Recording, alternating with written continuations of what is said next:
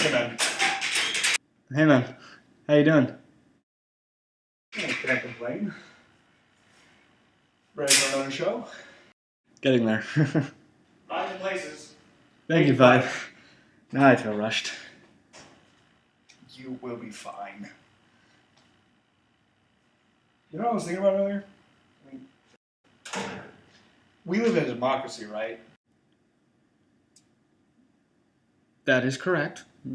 Why is it that we aren't directly involved with the decision-making process of our country? I mean, isn't democracy supposed to be a government by the people and for the people? Shouldn't that mean that we're involved with the government regardless of what our training and focus of study and knowledge basis is? Well, yes and no. How do you mean? Well, what you are talking about is the original form of democracy that was formed by the ancient Greeks. That was called direct democracy, and it required that everybody be able to assemble on a regular basis and meet to discuss and debate the issues of that day. And shouldn't that be how it's done today? Well, it was a bit easier in the 5th century.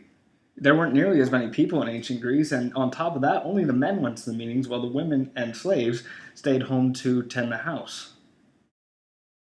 So, how does that type of democracy translate to what we live in today?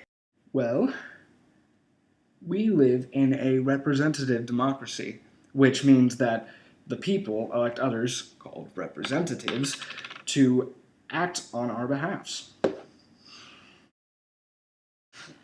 I still believe the other way is more effective. It's not really practical for today's society since we have so many people in our nation, unless you have a clever way of trying to get 300 million people into one meeting place at the same time.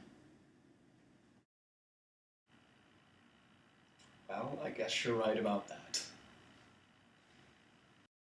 And, I mean, it's not like direct democracy is completely absent from today's society.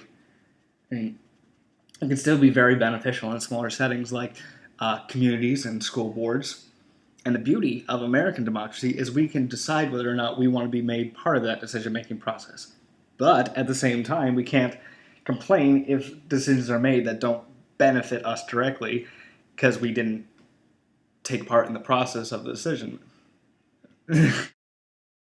Okay, so that's fine and all, but how do we make sure that it's the people's voice that is heard in our representative government if we're not directly involved with the decision making? Well, there are benchmarks that must exist for there to be a healthy representative democracy. The first of which is popular sovereignty, which must also have the other two benchmarks, political equality and political liberty, in order to exist. Right. Popular sovereignty basically means that the people are the ultimate source of government, and what the government does should be based on what the people want. Some of the conditions for popular sovereignty are the ideas of majority rule, high quality information being available at all times, and that elections are fair and free, among other things. Alright, that's one, but what about the other two things you mentioned? Right. One of them is political equality, which means that everyone, no matter their background, has an equal value when it comes to voting or political decision making. Basically, no one's vote counts for more than anyone else's. The other is political liberty, which means that we are free to believe what we believe when it comes to politics and have every right to express that belief. Basically, the First Amendment to the Constitution. And without those two, popular sovereignty can't exist. Exactly.